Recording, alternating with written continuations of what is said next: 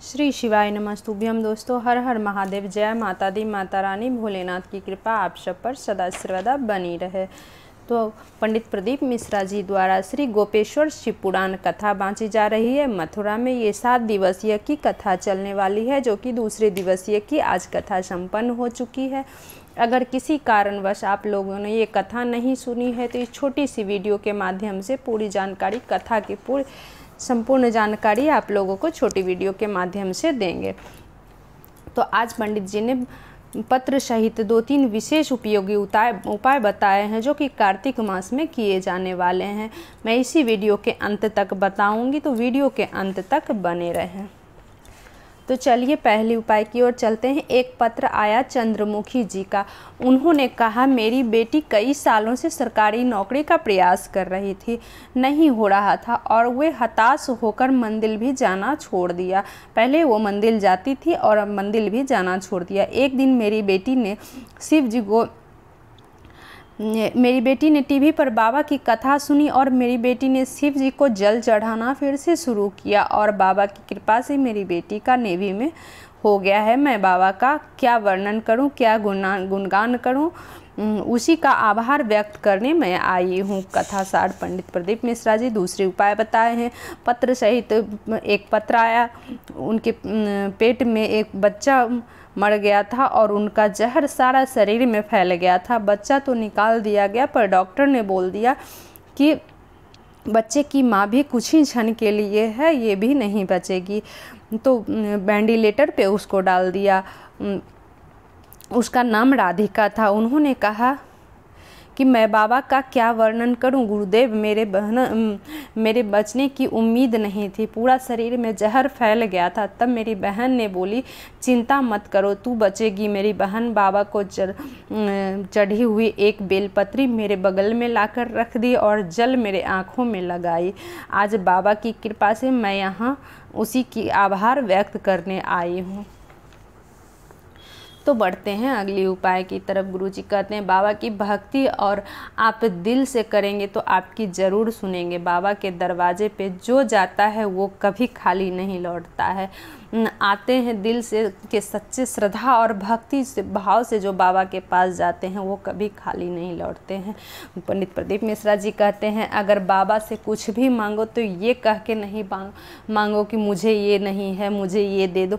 नहीं, बाबा सब कुछ तेरा है। तेरी बेटी का ब्याह कब होगा, कुछ भी, अगर बेटी का शादी नहीं हो रहा है या कुछ भी, मुझे ये बीमारी है, तो बाबा आपकी बच्ची हूँ, आपकी बच्चे की बीमारी कब ठीक होगी, आपकी बेटी का ब्याह कब होगा, आपके बोल के इस तरह से सब कुछ तो बाबा का, इस तरह से बोलो, बाबा ज़रूर सुनेंगे। तेरा मेरा जहाँ होता है वहाँ बाबा भी नहीं सुनते। सच्चे मन श्रद्धा भक्ति से बुलाओ तो बाबा भी सुन लेते हैं। तो बढ़ते हैं अगली उपाय की तरफ। एक माता जी का पत्र आया। उनका बेटा खो गया था। पशुपति व्रत का मैं क्या गुणगान करूं बाबा। आप कहते हैं कि गुरुजी की टीवी पे कथा सुनो और आसन लगाकर मैं बाबा से बोली कि मेरा बेटा लौटा दो बाबा, और 10 साल बाद मेरा बेटा रात्रि के 12 बजे मेरे पास आ गया। मैं बाबा का क्या वर्णन करूं। तो बढ़ते हैं अगले उपाय की तरफ। गुरुजी कहते हैं कि जब बाबा का ध्यान जिस समय करते हैं उस समय आप बाबा से जो मांगोगे वो मिलेगा। बस श्रद्धा भक्ति विश्वास होना चाहिए। तो बढ़ते हैं अगले उपाय की तरफ। गुरुजी कहते हैं, बाबा के पास आप कुछ लेके जाओ ना जाओ, फूल लेके जाओ ना जाओ, बेलपत्र लेके मत जाओ, जल मत लेके जाओ, पर दिल ज़रूर लेके जाना, तो बाबा ज़रूर सुनेंगे। तो बढ़ते हैं अगले उपाय की तरफ। सुनीता जी का पत्र आया। उन्होंने कहा, बाबा का मैं क्या गुणगान करूं। मेरी बेटी का 4 साल से तैयारी कर रही थी सरकारी जॉब का, पर नहीं हो रहा था, कुछ ना हो रहा था। 3 बार पशुपति व्रत की, बाबा का मंदिर साफ करती थी, बाबा का श्रृंगार करती थी, और 4थी बार पशुपति व्रत फिर से की और मेरी बेटी का सरकारी नौकरी नेवी के पद पे, इंडियन नेवी पे हो गया है। तो बढ़ते हैं अगली उपाय की तरफ। सुषमा जी का पत्र आया। उन्होंने कहा, 1 लोटे जल का मैं क्या वर्णन करूं गुरुदेव। मेरा बेटा 2014 से तैयारी कर रहा था, कुछ नहीं हो पा रहा था। मैं महादेव के मंदिर जाने कहीं बेटा जाता था, मंदिर में जो दिया रखा रहता था उसे हटा देता था, मंदिर की सफाई करता था। मेरा बेटा का नौकरी रेलवे में लग गई है। तो बढ़ते हैं अगले उपाय की तरफ। एक पत्र आया देवेंद्र जी का। उन्होंने कहा, एक लोटे जल का मैं क्या वर्णन करूं गुरुदेव, मेरे बच्चेदानी में गांठ हो गया था, डॉक्टर बोला कैंसर है। आपने बोला था बेलपत्री के पेड़ के नीचे 2 बाती का दिया लगाने के लिए लगाया। बाबा को बेलपत्री चढ़ा के लेती गई और ये उपाय मैं 15 दिन की और मेरी फिर डॉक्टर के पास गई तो डॉक्टर बोल दिया आपका गठान ठीक हो गया है। अब आपका गुणगान मैं क्या करूं, यह है शिव तत्व। तो बढ़ते हैं अगले उपाय की तरफ।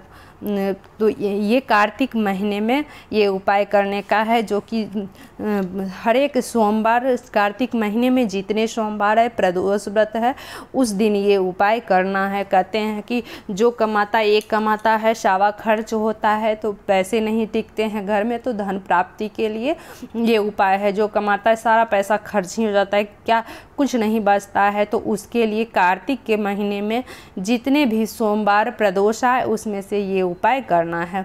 एक बेलपत्र अशोक सुंदरी माता के स्थान पर अर्पित करें और बेलपत्र की डंडी शिवलिंग की ओर होनी चाहिए। बेलपत्री उल्टी होनी चाहिए, सीधी बेलपत्री नहीं चढ़ानी चाहिए। तो अशोक सुंदरी माता जो शिवलिंग के बीच वाली लाइन, मोटी लाइन होती है, वो होती है अशोक सुंदरी।